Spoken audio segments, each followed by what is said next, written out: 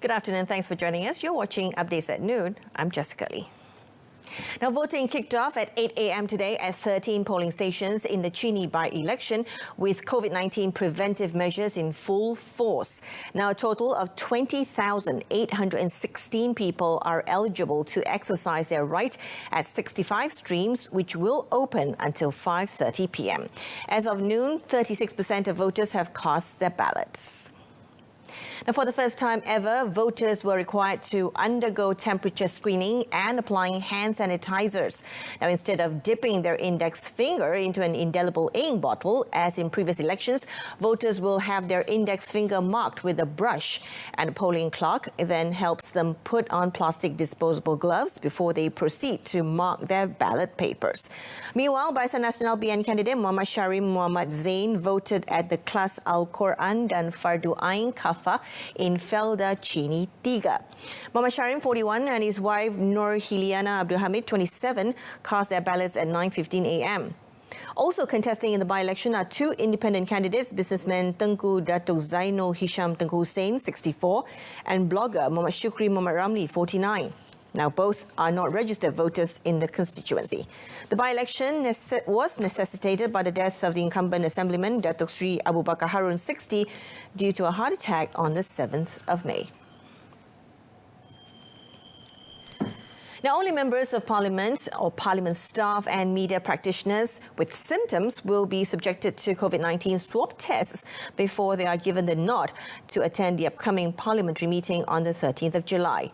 According to Health Director General Datuk Dr. Nur Hisham Abdullah, as how practiced by other institutions, the Parliament would only have to adhere to standard operating procedures or SOPs, with swab tests not made mandatory. Tetapi saringan akan dijalankan, saringan suhu dan juga pemakaian mask dan juga cuci tangan dan sebagainya. Itu semua akan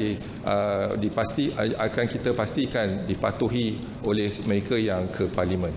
Tetapi untuk swab kepada semua orang kita tak akan laksanakan, seperti mana institusi-institusi lain kita tak laksanakan, hanya kalau ada gejala kita akan laksanakan. During the 18th May Parliament sitting, all MPs, Parliament staff and newsmen had swab tests done before they were allowed to attend the sitting. The upcoming Parliament session is scheduled for 25 days from the 13th of July until the 27th of August. Commenting on Tafiz schools and madrasa which have been allowed to resume operations from 15th of July, Datuk Dr. Nur Hisham called on those which have yet to register to come forward so that their students, teachers and staff can undergo COVID-19 screenings. This was because Tafiz schools and madrasa are in the ministry's list of target groups for screening. Dan walaupun tidak berdaftar, kita juga akan menjalankan saringan. Tetapi kalau mereka berdaftar dengan JAKIM, jadi ada syarat-syarat yang kita boleh ketengahkan untuk mereka patuhi. Dan tindakan kementerian ialah walaupun daftar ataupun tidak, kita akan menjalankan saringan berperingkat-peringkat kepada mereka semua. To date, the Health Ministry has screened staff and students of 453 Tafiz schools and madrasa, totaling 24,324 individuals. Communications and Multimedia Minister Datuk Saifuddin Abdullah has called on the public to help revitalise the country's film and entertainment industry by visiting cinemas, albeit adhering to the set standard operating procedure. He said moviegoers need not worry, as cinema companies were ready to adhere to strict guidelines for the safety of the audience, such as maintaining social distancing and the sanitation of the seats. Datuk Saifuddin said he was also satisfied with the compliance level of the SOP at cinemas based on reports received in the 3 days since they were open to the public. Yang paling penting sekarang ialah bukan sahaja pemamer mengikut SOP, penonton harus datang, sebab tiada gunanya kalau pemamer buka panggung tapi kita tak datang menonton.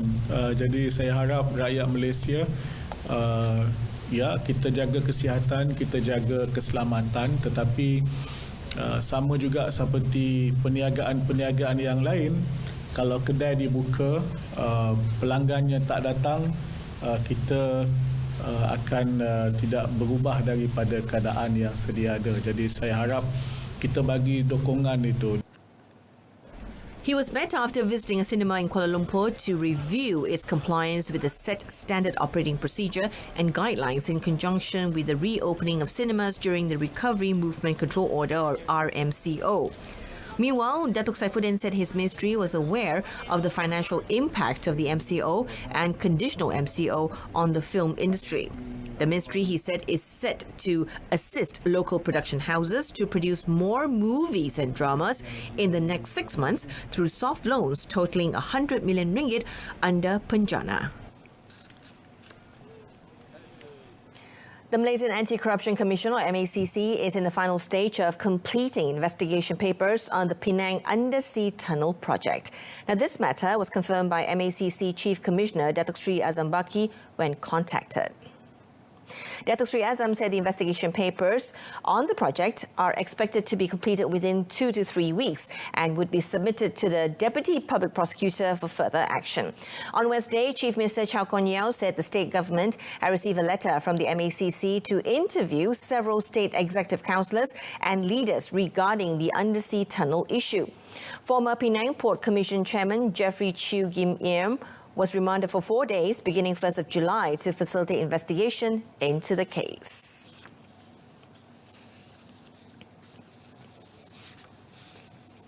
Meanwhile, several MACC officers went to the Penang State Government Administrative Building at the Tun Abdul Razak Complex, or COMTA, in Georgetown to record the statements from some of the officials there.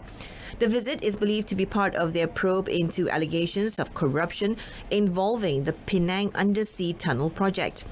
2 MACC teams arrived at the 52nd floor at 9:35 a.m. yesterday, which houses the offices of Deputy Chief Minister 1, Dato' Ahmad Zakiuddin Abdul Rahman, Deputy Chief Minister 2, Professor Dr. P. Ramasamy, and 2 State Executive Councillor, Zairil Khair Johari and Yeo Soon Hin. However, all of them were not present at that time because they were attending a meeting. It is understood that the officers spent about 3 hours checking documents at Professor Dr. P. Ramasamy's office.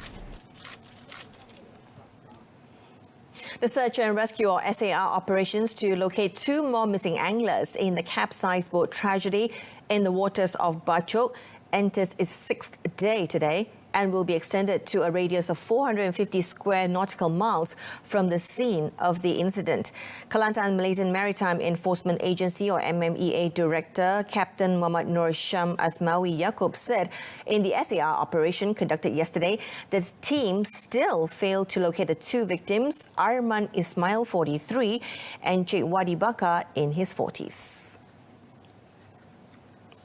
Muhammad Nur Sham Asmawi, when contacted, said the SAR operations resumed at 7 a.m, involving 81 officers and personnel from various agencies using search methods guided by the Search and Rescue Optimal Planning System. He added the current stream of operations is also maintained, which leads to Pulau Perhentian by using 15 assets from all agencies involved. The 6 victims who died in the incident were Muhammad Sharizan Daud in his 40s, Muhammad Zaki Muhammad Nordin, 19, Wan Aminuddin Wan Hussein in his 60s, a Thai national known only as Pokta in his 50s, Ahmad Shafiq Alim, 30, and Harun Daud, 57, while 12 others survived.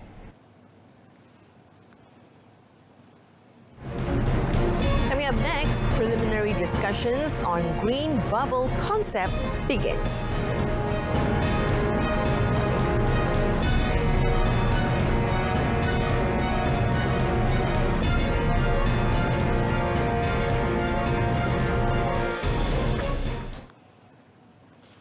Preliminary discussions on the implementation of the green bubble concept with Australia were held on Thursday and will be continued before arriving at a conclusion. House Director General Datuk Dr. Nur Hisham Abdullah said earlier discussions had begun with Singapore and Brunei. Datuk Dr. Nur Hisham was asked on the development of discussions to implement the concept of green bubble with other countries. He said discussions were still underway and the implementation has not been finalized. Kita kena lihat suasana ataupun situasi semasa negara masing-masing dan juga SOP supaya kita dapat SOP yang dapat kita guna pakai untuk dua-dua negara. Jadi perbincangan untuk negara Singapura telah pun lebih daripada permulaan. Jadi mungkin kita akan mengenal pasti kumpulan-kumpulan yang kita benarkan. Jadi insyaAllah akan diumumkan sedikit masa lagi.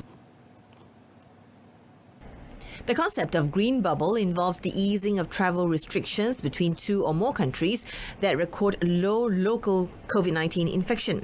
Previously, the government had identified 6 countries for this purpose, namely Singapore, Australia, Brunei, New Zealand, Japan and South Korea. Now, the COVID-19 pandemic that has paralyzed nearly every industry in the world has taught Malaysia to work hard to raise the level of self-sufficiency in the local meat production.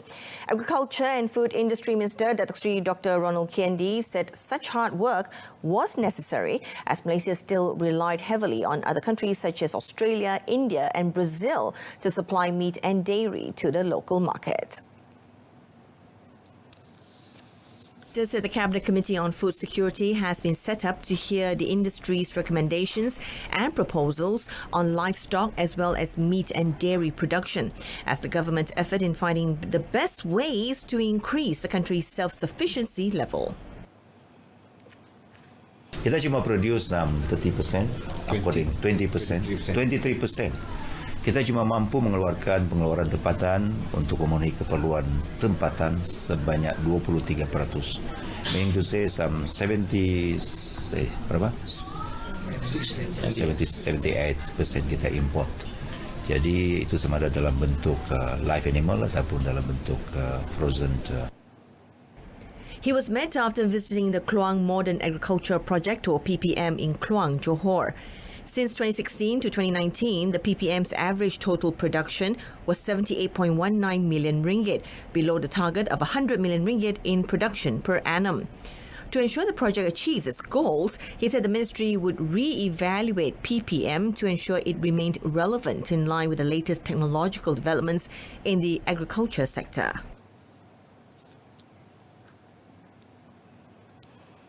Now, a total of 7.07 billion ringgit was approved under the wage subsidy program for 307,518 employers up to the 26th of June. Finance Minister Tengku Datuk Seri Zafrul Abdul Aziz said the program had saved more than 2.46 million workers who were affected by the COVID-19 pandemic. The minister said to date, 97% of the employers have received the scheme payments, while the remaining have yet to be approved due to several factors, including technical issues. Tapi the main problem sebenarnya ialah mengenai nombor pendaftaran perniagaan ataupun business registration number BRN yang salah pada kali kedua dan ini menyebabkan mereka menerima bantuan lewat berbanding dengan mereka yang memberi nombor yang betul. And then the other problem ialah kadang-kadang the companies memberi nombor pendaftaran bank ataupun account bank yang salah dan account bank yang tidak aktif. So this is more technical problem, tapi 97% of them have received. The Social Security Organisation, or SOCSO, has set up a working committee to resolve the issue.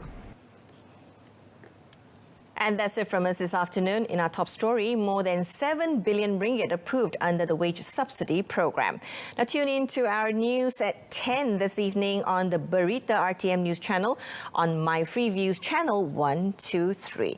Now you can also live stream via MyClick Saluran Berita RTM. Till then, I'm Jessica Lee. Thank you for watching.